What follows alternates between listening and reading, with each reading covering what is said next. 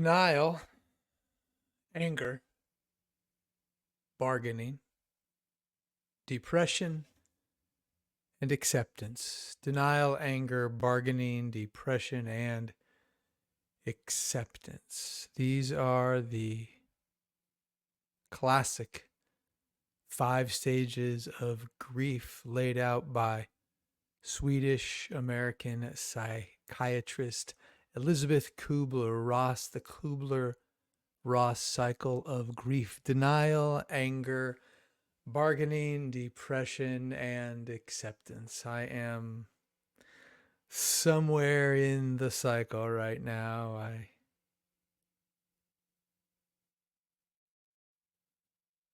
I'm past denial. I recognize that the 49ers lost the Super Bowl to the Chiefs again. Am I angry? I'm irritated. I'm frustrated. Oh my God. Third Super Bowl loss since 2012 season. Bargaining? Bargaining can also mean that I'm struggling to find a meaning in it all and wondering why I devote so much time and energy to a sport. Am I depressed? Nah, I mean, I'm not depressed. I might be a little hostile towards an obnoxious Chief fan or something, but I'm not really depressed. I'm not quite ready to accept. This is a non-linear thing, this cycle of grief. 1 minute you're here, next minute you're there. 1 minute you're in denial, which sends you into a depression. It's non-linear. We don't move forward in a natural, neat, and orderly progression.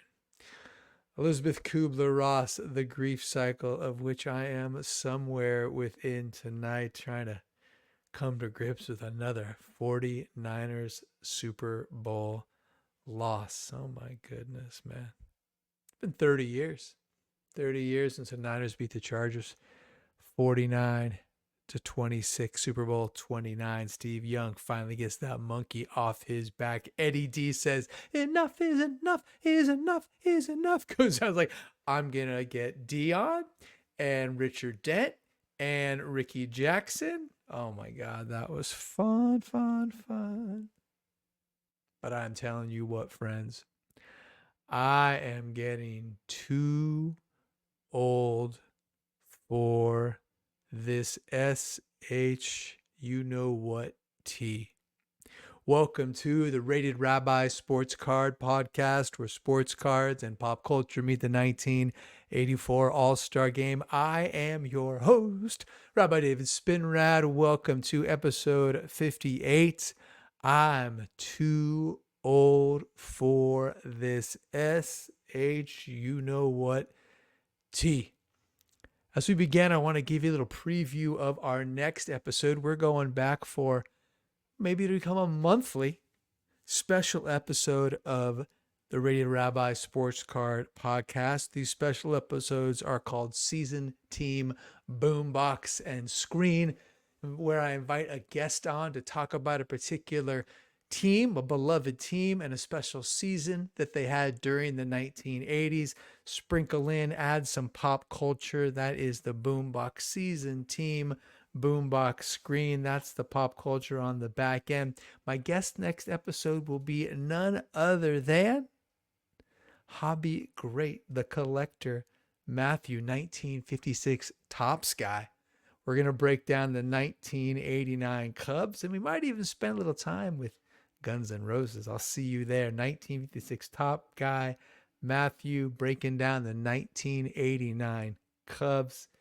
Having a good time doing it. I am getting too old for this SH you know what T.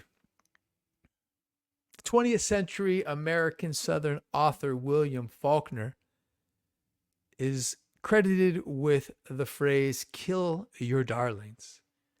And what Faulkner meant, whether he said it or somebody else said it, he definitely embodied it in his writing style. What William Faulkner, author of Sound and the Fury, what Faulkner said in this regard about killing your darlings was to take something in your art, something in your craft, something in your writing, something in your collecting. Because what is card collecting if not an artistic expression? We bring our own uniqueness out. Our palette is cardboard and chromium, but to me, card collecting, curating a collection is an art form unto itself. And Faulkner said, kill your darlings. You have to take that which is sometimes most dear and most precious, and you have to sacrifice it. You have to get rid of it for the greater service of a better whole. You might have great cards in your collection, or you might have a halfway PC thing going that's cool but doesn't really fit the vision. And I talk about it all the time. I just want a small, beautiful, curated collection. As a matter of fact, right now, my list only has 10 cards. I can expand it real easy. 20, 30, 50. But I sat down today and I made a list. 10 cards. Y'all know what those cards are, at least a couple of them. I'm after that 33 Goudy Ruth, and just below it's the 93 Finest Bonds Refractor. Right next to that one, I want that 34 Goudy Lou Gehrig, the yellow one, right? Short list just below that, 54 Aaron. Couple other ones, right? Just 10 cards. Which means 2 weeks ago, I looked at my collection. And I've been looking at my collection now for well over a year. I've been asking myself, what can I do to curate that vision of a beautiful collection? Something that just a reflection of me, is an artistic endeavor. And I looked at my Nick Bosa PC. I love Bosa. Favorite position, favorite player, favorite team. And I made the decision that now is the time to align, to pursue consistency, fewer and better. I counted them up. I had 19 Nick Bosa cards. Kill your darlings. You must let go of the good to experience the great. You must surrender the great to hold the transcendent. So of those 19 cards in the last 2 weeks, mostly actually just this week, mostly just on Saturday night, I sold off 12 of my 19 Nick Bosa cards. On some of the cards, I made some money. On some of the cards, I lost money. As a matter of fact, actually, before I tell you that next story, let me show you what we're looking at. Take down the Kubler-Ross grief cycle. Bring up, if you're listening on the pod, I've got 2, 4, 6, 7 Bosa cards up on the screen. All prisms, 222 prism base out of 10 gold prisms. I've got a lockdown also from 22. Bosa's sacking former Seahawk quarterback Russell Wilson. In the top right corner, I got actually the 2023 gold shimmer out of 10. I bought it and sold it pretty fast, actually, because I got the regular gold.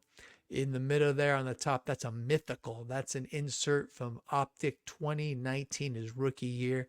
Pretty cool. On the top left-hand corner, that is a 2020 Unstoppable insert. And just below that, that's a gorgeous card. It's a 2020 Select Field Level Gold Prism with an X-Fractor style. That was popular with the bidders yesterday. So 7 up there. Those are all out of 10. Those are probably the best of those 12 that I sold. But the other ones were good too. I sold the Genesis, a couple of good cards. So I'm down from 19 to 7, and I am loving it.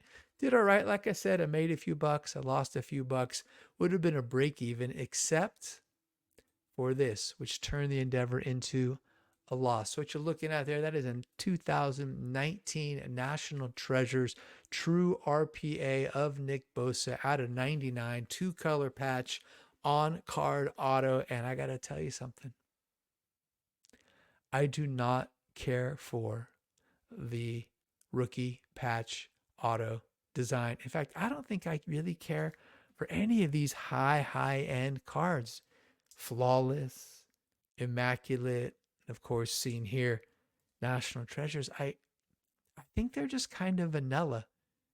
If you're a collector, you know what they look like. If you're not, but listening, I'm going to describe it. This is a rectangular card, the true RPA. Top 33, left side, 33% of the card is a portrait of Bosa. Looks like he's just kind of like jogging before the game. Nothing special. Right side is a somewhat rectangular patch with a piece of the jersey. Now, would it be cool if this jersey was game worn? Yeah, it would be cool and doable if on the back of the card it said it was worn in this game by this player on this date. I do have one patch that's pretty cool from the late 90s of Brett Favre. The patch is like definitely game used, has a little tear on it. The back side of it, it shows a picture of the jersey that in the game it was worn. Hold on, I got it right here. I'm gonna show it to you.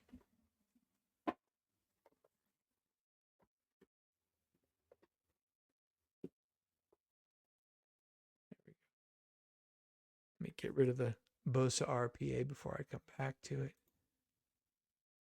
It's a 1999 Skybox Premium. Brett Favre, congratulations. You've just received a card that contains a piece of an authentic game-worn jersey, pictured left. This jersey was worn by Brett Favre of the Green Bay Packers. Now, that is a cool card. 3-color patch. It's a stripe from the sleeve. Has a little tear on it. If you can see right there in the yellow, it's a little tear in the middle. Here's the back side. It's hand numbered. Notice it's 376 out of 410. Game use, that's cool. I actually really like this card. But these ultra modern cards, like this Bosa, I just don't like it. It's got the on-card auto, which makes it better than a sticker auto. You can quote me on this. I will never, ever, never, ever, never, ever, ever, never, ever, never, ever, ever, never, ever, ever, never, ever, ever buy a card with a sticker auto. That is the lamest part of all card collecting for me. You don't have to agree. That's what makes collecting fun. But are you kidding me? Here, sign this little sheet of clear plastic stickers and send it back in the mail. We'll just slap it on a bunch of cards. A player worn, not game worn, and a sticker auto card. That is the lamest card of all time. I even if you gave it to me, like, oh great, I'm gonna sell it on eBay as fast as I can. There's nothing for me, which is good. You don't have to compete with me. Oh man, this Bosa card doesn't do it though. Just doesn't do it for me. You know, I bought it raw, January of 2023. So only held it for a little bit longer than a year. Here's a new pro tip, dummy Dave. If you see a card that's on eBay that's been out for a while, there's a pretty good chance it's not graded for a reason, right? And these cards have so many edges. They've got the little window frame with that player worn patch with all sorts of opportunities to nick and ding that. It's a thick card. They get dinged more easily. I sent it into PSA. It came back a PSA 8 with an autograph 9. And when I submitted it, I was really building the Bosa PC. I was learning about cards. I learned about his cards, and I got the right one. I got the one that's out of 99. They have 1 out of 1, 1 out of 5, 1 out of 10, 15, 25, blah, blah, blah. Jersey number to 97. But the one that really counts is the NT RPA out of 99. So I got the right one. And if I was still into having this card, I really wouldn't care what the grade was because I have one of the 99 of his true rookie patch auto. But kill your darlings. And I sold this one and I took a loss. I took a loss, but you know what? You've got to clear clutter for clarity, baby. You've got to let things go even when you take a loss because This is one of my hobby commandments. Take losses to get liquid. I'm not saying a card that you love owning, that you love looking at, that if you didn't have it, you'd right away go out and buy it again. What I'm talking about are cards that you're down on and you're holding, trying to figure something out. Maybe I'll be able to put it into a trade. Maybe it'll go back up. Maybe I'll learn to love that card. No, no, no. It won't. You won't. What's done is done. Clear clutter for clarity. Take a little haircut. It feels good to be liquid. Mm, mm, mm, mm. Take a loss to get liquid. It's okay. And that's what I did. And guess what? I'm liquid. Am I down a little bit? Yeah. It's all right. It's not the end of the world. I'm not an RPA guy. Just like I said, doesn't work for me. Give me a good, just awesome card. I don't need the features. I don't need an auto, whether it's on card or sticker. And I don't want player worn jersey. It's like the lamest thing ever. The worst thing is they do player worn jerseys, and they don't even have the guy's right jersey. Check this out. Oh, here. Look at this one, friends. This is a 2022 Brock Purdy, right? So that would be his rookie year. It doesn't have the rookie insignia, but it's his rookie year 2022 Flawless. Rookie patch auto or ruby, which is out of 15. I like the design a little bit better because I think the Flawless is a cool font, that nice cursive. It's a vertical card. Got sort of a half circle with Brock tucked in the middle. Got a thin circle on the left opposite. Purdy got that real straight, no nonsense signature. 11 out of 15.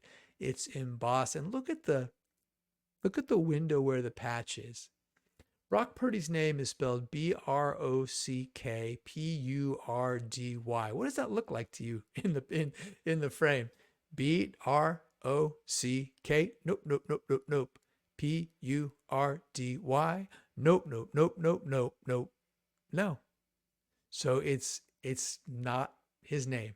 It's not Brock Purdy. So and stitched on anyway. It's not a heat transfer, or it's not part of the name plate. So we know it's not that. It wouldn't be stitched on like that.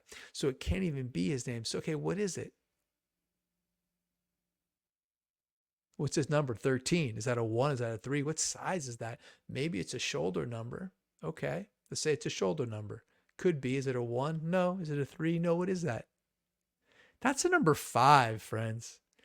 That is a number 5. Look at that top left corner, that straight leg going down, shorter on the bottom. That is the number 5. Brock Purdy wears number 13.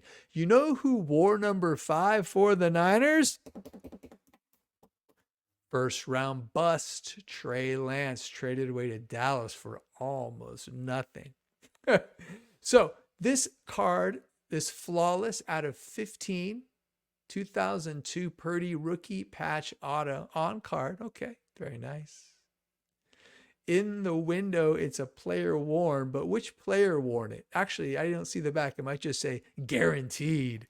What the heck, man? It's a number 5. It's a Trey Lance jersey swatch.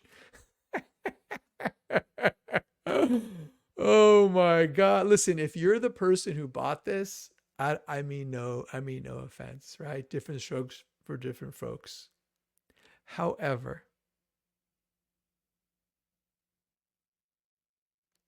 you spent a lot of money on this card, friend.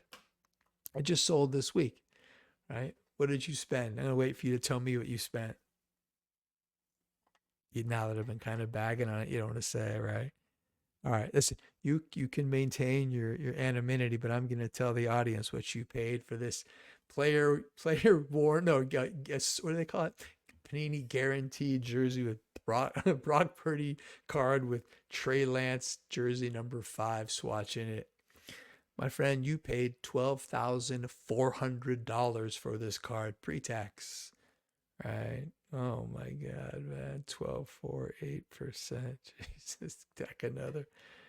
Took another hundo plus on. So you're like $13,500. Oh, they gave you free shipping. Ah, how nice.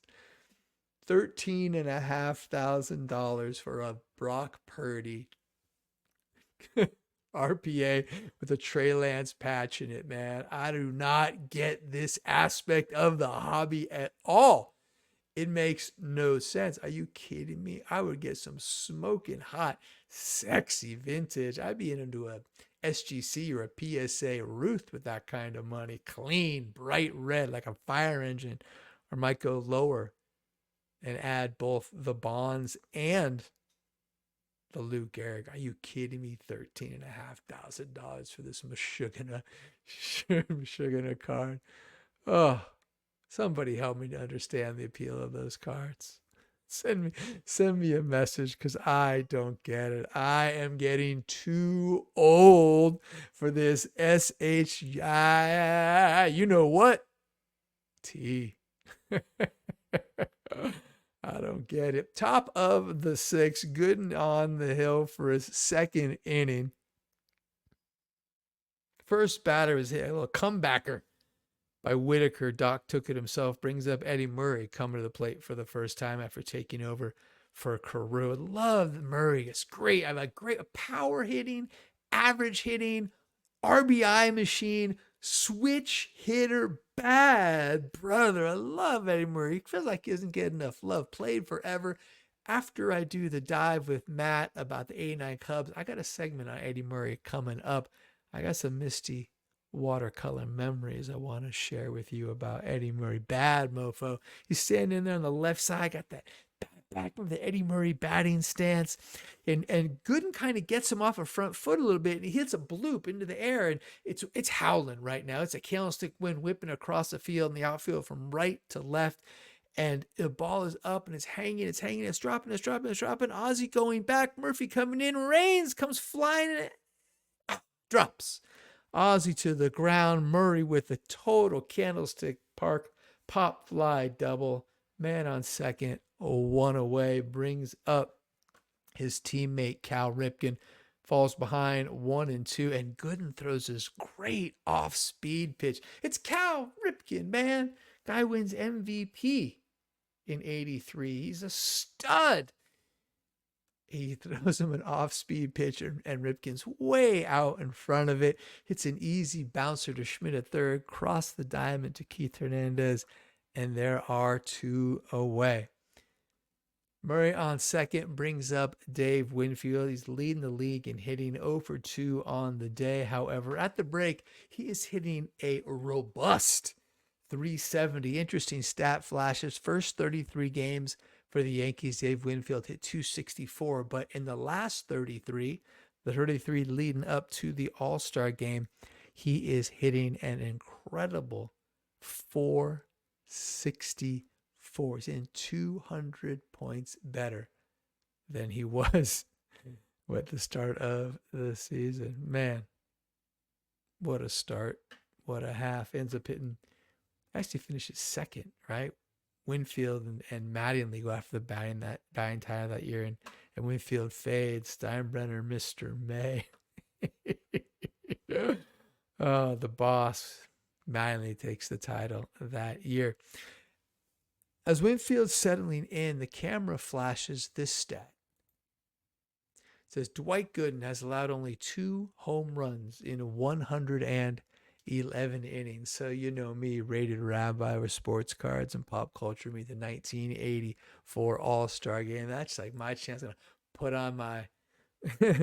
on my spelunking helmet and go into the deep, dark cave of the past. God, I love the internet. It's so fun to lose myself and geek out in Arcana and Obscura. Who hit the first home run off of Dwight Gooden, 19-year-old phenom, 1984. I'm going to give you a hint. You really can't tell the story of 1980s baseball without this player. He was a 1980s beast. Give you another hint. Won a slice, a piece. He was a co-MVP, 1981 World Series Los Angeles Dodgers. Oh, that's a big hint. He played for the Dodgers. Another hint. He hailed from that baseball mecca, San Pedro de Macorís in the Dominican Republic. Oh my God, if you don't know it by now, 80s icon, co-MVP, 1981 World Series, Los Angeles Dodgers, San Pedro de Macorís. What? You want one more clue?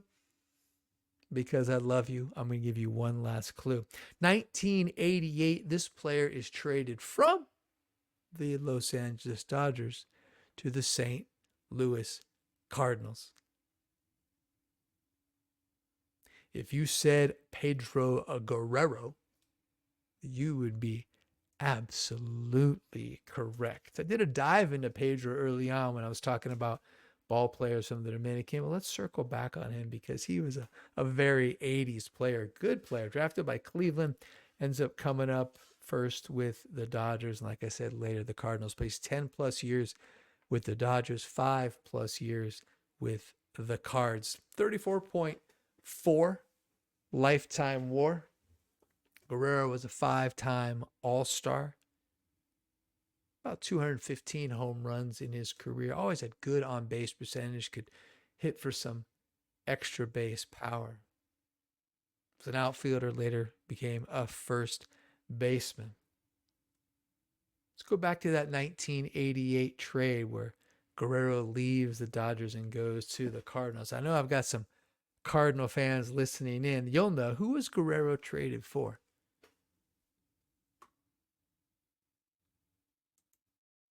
John Tudor. Remember John Tudor?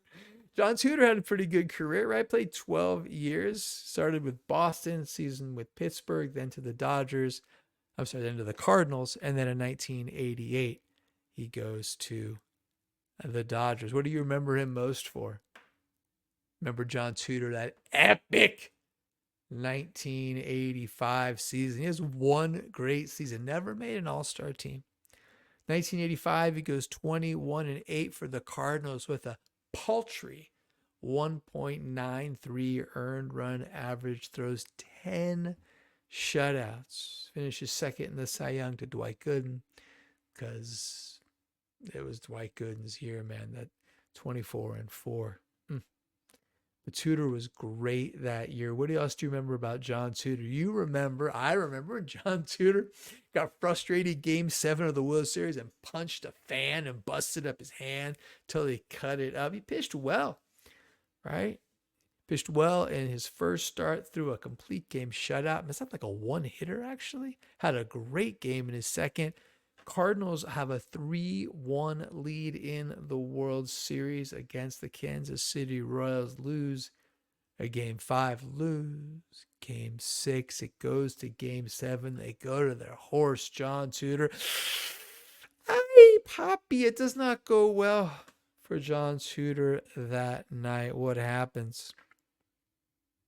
He struggles, gives up a home run, walks 4, including the sacrilegious walk with the bases loaded. It only lasts 2 1/3. Joaquin Andujar is pissed because he doesn't get the starting nod. He struggles, loses his cool. It gets ugly. And the 1985 world champions are the Kansas City Royals. John Tudor, man, traded for Pedro Guerrero in 1988. Tudor does get a World Series that year. If you remember the A's, that great A's team, who if they would have just won one more World Series, they'd be a lot more remembered than they are. They lose that World Series to John Tudor and the Los Angeles Dodgers. Of course, that's the Kirk Gibson home run. Let's look at a card. We've not seen any in-hand cards tonight. I want to show you something that I might have even shown you before, but I love it so much. I know I've talked about it. Let me take it out of the top loader. This is a 1986 Fleer. Get the picture there. 1986 Fleer All-Star Team.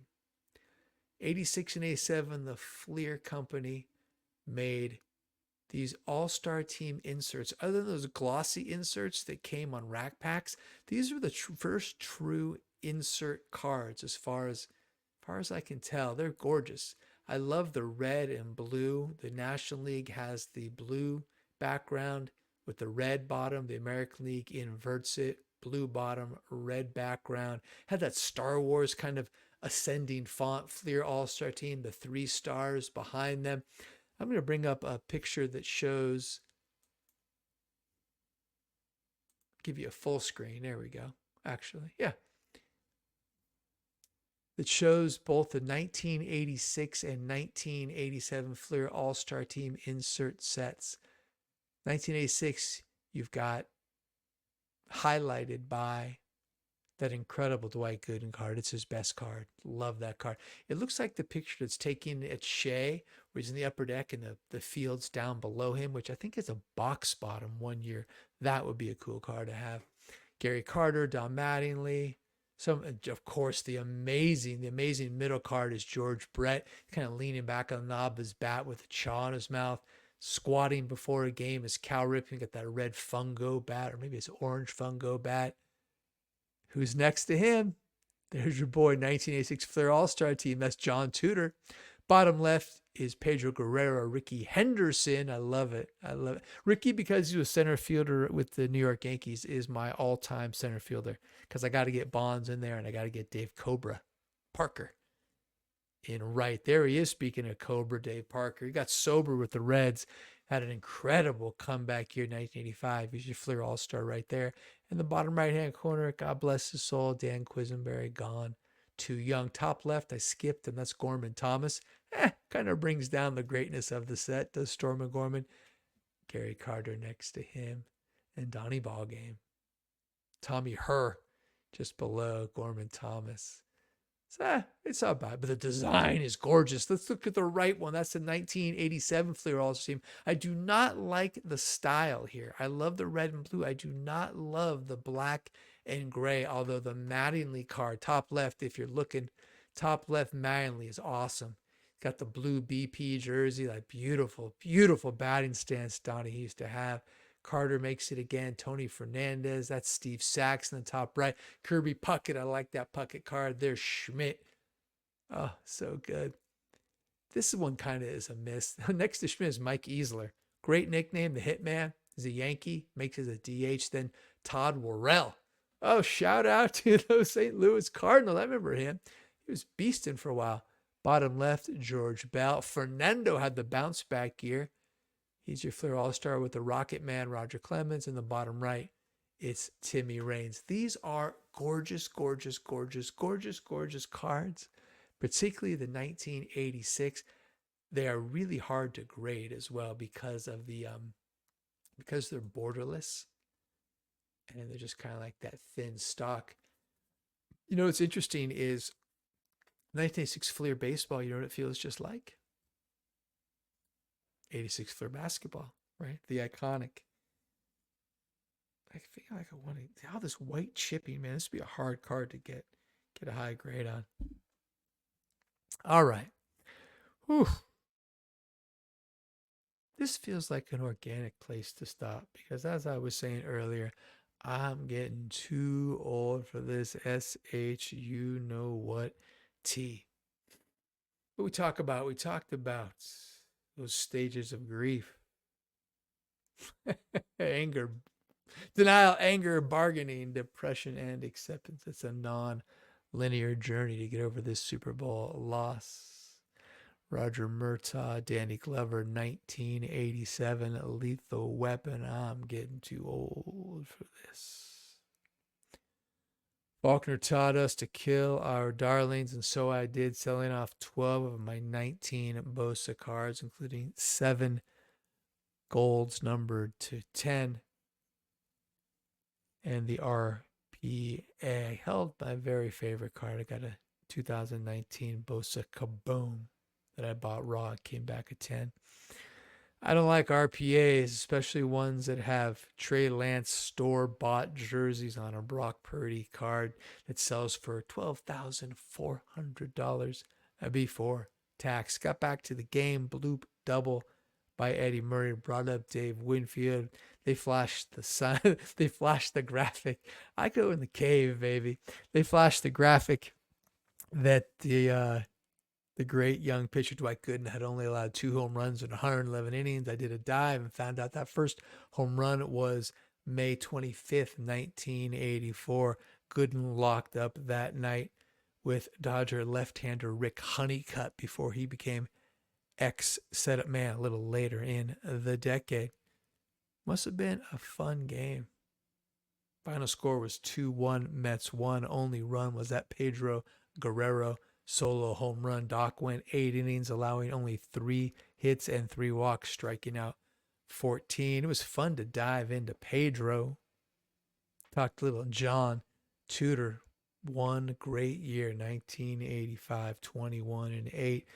Reminisced about those 86 Fleer All-Star inserts. Gosh darn it, I love them.